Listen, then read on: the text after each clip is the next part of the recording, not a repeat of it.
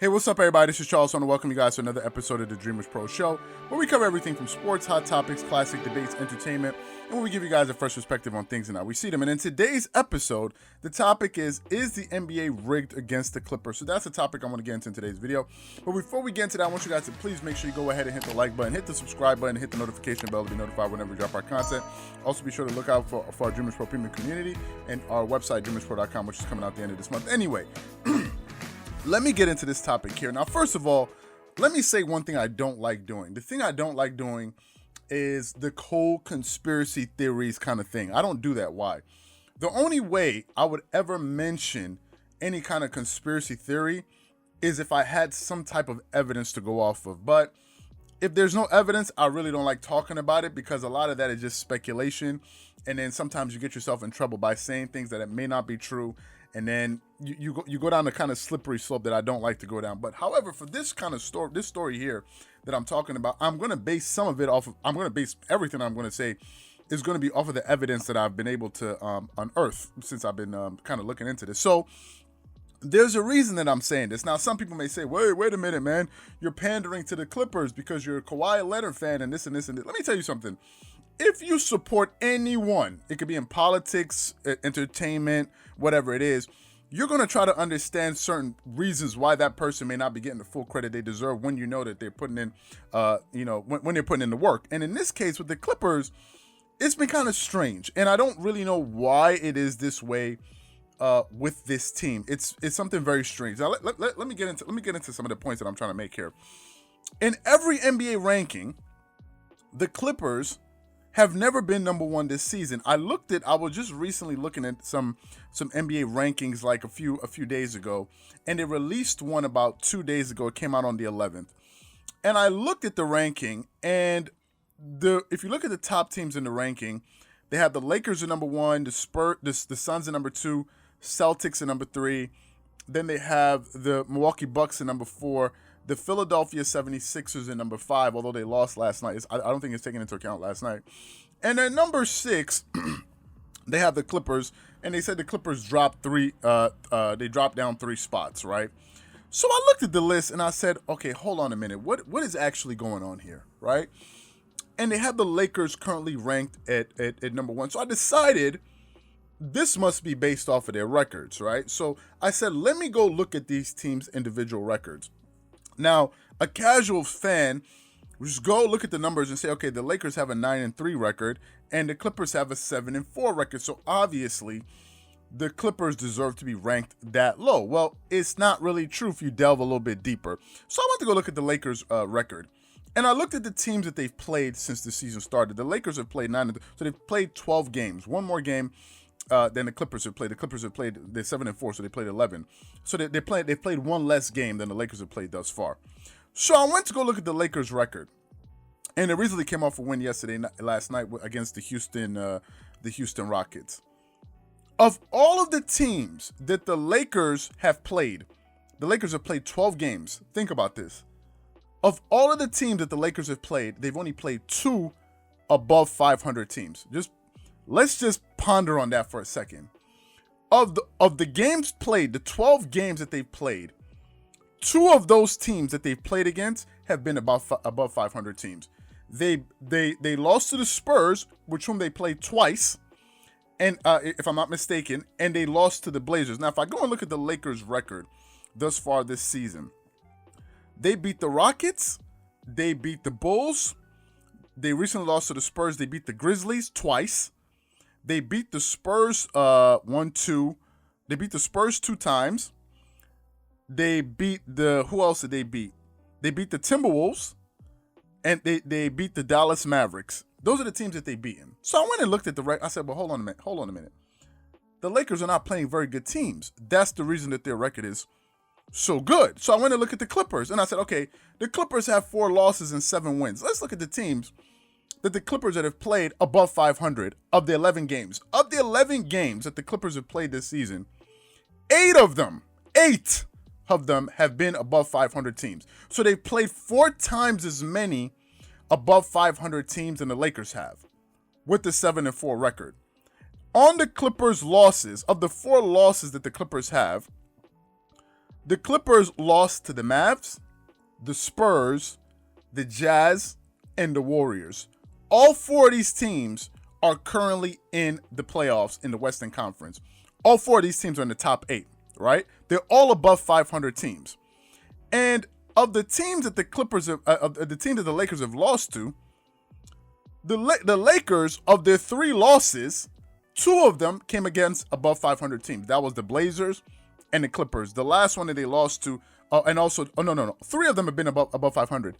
Blazers, Clippers, Spurs. So the Lakers are not playing very good teams. I mean, some people are going to feel a certain way about this, but we're going off of the facts. If you're going to come into the comments and come with your emotions and your titties in a bunch, I'm not going to read your comment. If you're going to refer to the schedule and the data and what's happening, then I'll take you seriously. The fact of the matter is the Clippers are playing tougher teams and they're not getting credit for it. Now, some people are going to hold that loss that the Clippers had against the Dallas Mavericks, the 50-point loss. Some people are going to act as if that loss should be counted for like 3 losses. When in reality, it was 1 game. Was it a bad loss? Absolutely, it was a bad loss. Did they lose? Yes, they did lose, but it's only 1 loss. That's the only egregious loss that the Clippers have had thus far. All the other losses, let me tell you something. They were playing against some pretty good teams. The Warriors, they beat the Warriors. The game that the Warriors, the game that the Warriors beat them, that made front page news, they had beat the Warriors the night before. And my question is, why is it that when the Clippers beat the Warriors, no one spoke about it? Why didn't it make news? But when they lost to the Warriors, it was front. Oh my God, what is happening? What is happening? I even had to make a video about it. We had to produce a video about it on this channel because people were because the overreaction by sports fans was so big, so much. We had to make a video on it to put some things into context, right? But they had just beat they beat the Warriors the game before. And I'm asking myself, why isn't this team getting enough credit for this? Why isn't anyone paying attention to the fact that the Clippers have probably the toughest schedule to start the NBA regular season with? Why is nobody talking about that? Why is no one saying that, listen, this team thus far is playing extremely well given the competition, given the fact that they have a new coach, given the fact that they're trying to implement a new system, they're trying to put all of these things together, given the fact that Kawhi Leonard and these guys are playing all these games. Why isn't anyone giving this team the credit? And why is it that they constantly keep being ranked so low in the power? What is that about? Because some people say, well, it's just an NBA ranking, but what it does is it shapes the perception of a team. That's what it does. People begin to feel a certain way about that team because this is the imagery that the NBA is putting out there. Why is it that this team never gets the respect that they deserve? And we're just talking about this season now. We're not going back to last season. We're not living in the past, because if we're living in the past and talking about what happened last season, then we don't need to stop at last season. We can go back many years with fact, and a lot of your favorite players and mine can be criticized. So we're not going to do this whole thing of, oh, look what they blew a 3-1 lead. Are they the first team to blow a 3-1 lead in the history of the NBA? Are you kidding me? The Golden State Warriors blew a bloody lead in the playoffs, in the finals. I don't hear anybody coming down and jumping on top of Stephen Curry's head like the way that they're doing about the Clippers. Some people say they were talking trash. Stephen Curry used to run, hit shots and run up and down the floor and do the shimmy and all of that. I mean, what are we talking about? Why is it that this team constantly keeps getting overlooked? If they do well, nobody talks about them. If they do bad, they're front page news. What is going on? Why is it that they constantly keep getting ranked so low? Is it a witch hunt against the Clippers? Do they need to go 72-0 for people to take them seriously? Do they need to go to the NBA Finals and win it by 4? If they win it by 5 or 6, oh, you got lucky. What is going on? Every week I look at these power rankings and they keep coming out and I keep scratching my head. What are they basing this off of? Is it just the pure record, or are we going to look at exactly what is happening? It's like a boxer. One guy has a 20-0 record, the other guy has a 5-5, but the guy that's 20-0 is beating a mediocre competition, and the guy that's 5-5 is beating some of the best boxers out there. Who's better? Is it the guy that has 20 wins against a bunch of nobodies, or is it the guy that has 5 against a bunch of tough? Who's the better team here? Look at the Clippers and look at the teams that they have beaten. They have beaten all good teams. They beat the Suns. They beat the Lakers. They beat the Nuggets. They beat the Nuggets. They beat the Warriors. I think they beat the Spurs, if I'm not mistaken. I have to go back and check. They beaten some pretty good teams, but yet and still, every blessed week we get these bogus rankings, and they never even have them top 2. It's always and then if the Clippers lose, it's going to be front page news. This is the hypocrisy that I'm beginning to notice, and I've never noticed it before. Maybe this is something that's always been happening with this team, but I thought it was a meritocracy. I thought you get rewarded for what you do. Or is it that every single year you're going to hold things against this current team because of what happened last year? That is absurd. That is absurd. So for me, I think something is going on that doesn't make sense to me. Some people can say, oh, this and this and this, you're just a hater. Is what happened. You need to go and explain to me why this team has beaten so many good teams, why they've played 8 above 500 teams, and how come they have probably the best record against playoff caliber teams in the NBA currently, and no one is talking about it. But when they lose, we all want to have a bonfire and have a meeting and try to get together and understand and psychoanalyze Kawhi Leonard and Paul George and understand that Kawhi Leonard, did he talk to somebody on the bus, and all of these, is Paul George mental? I mean, come on. We got to stop. So what I want to know from you guys is, what the hell do you think is actually going on right now? Because believe it or not, this thing is going to come back and hurt the Clippers later when we're talking about MVP voting. Oh, it's absolutely going to hurt them, because if they're not going to give the team any credit for the team system for beating good teams, then it's going to hurt these players moving down the line, because they're going to look for reasons not to give the Clippers, any of the Clippers players, an MVP, a regular season MVP trophy. That's what's going to happen. I think there are politics that are part of this sports, and it's not just America. They are politics. There's a lot of wheeling and dealing behind the scenes. A lot of people are being skewed a certain way to say certain things. I said it.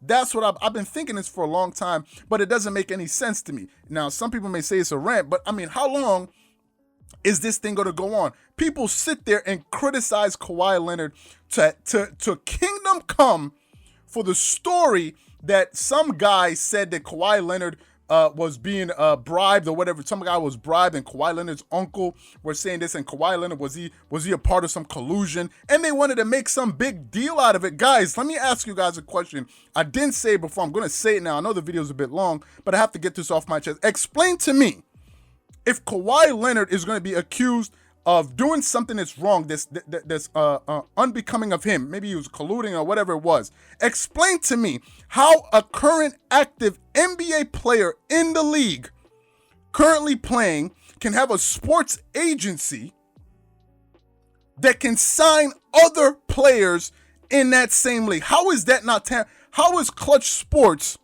being able to operate within the league while LeBron is within the league and still recruit players, and that's not tampering? Explain to me how that happens, given the fact of all of the relationships that the guy has. You have Clutch Sports, which is a sports agency that is partially owned. Some people can say, oh no, it's really owned by Rich. Are you crazy? Is it Rich Paul that put up the money to start that agency? Are y'all bugging? What money does Rich Paul have if it wasn't for LeBron James? Are y'all crazy? LeBron is the cash cow. What do you think Rich Paul got the money? Who was Rich Paul before LeBron? Who was he? He was just a friend of LeBron. What business would he have been able to open, or Maverick Carter would they have been able to open, if it wasn't for the influence and the cash flow and the cachet, and to say, I know LeBron James. LeBron James is my friend. Who do you think is going to take a meeting with these guys if you're just some regular old Joe and I say, oh, I want to sign you to my sport? Who's looking at you? You have LeBron backing you. People are going to listen to you. And for somehow Anthony Davis got on the team. Skip Bayless alludes to it, but he never goes any far. He says Clutch Sports is the only Clutch Sports clients don't fit into the cap. What do you think he's talking about?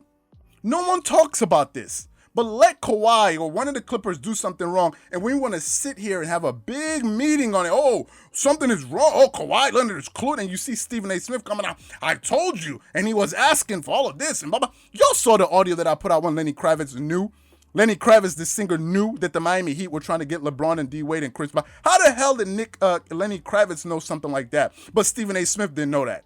How?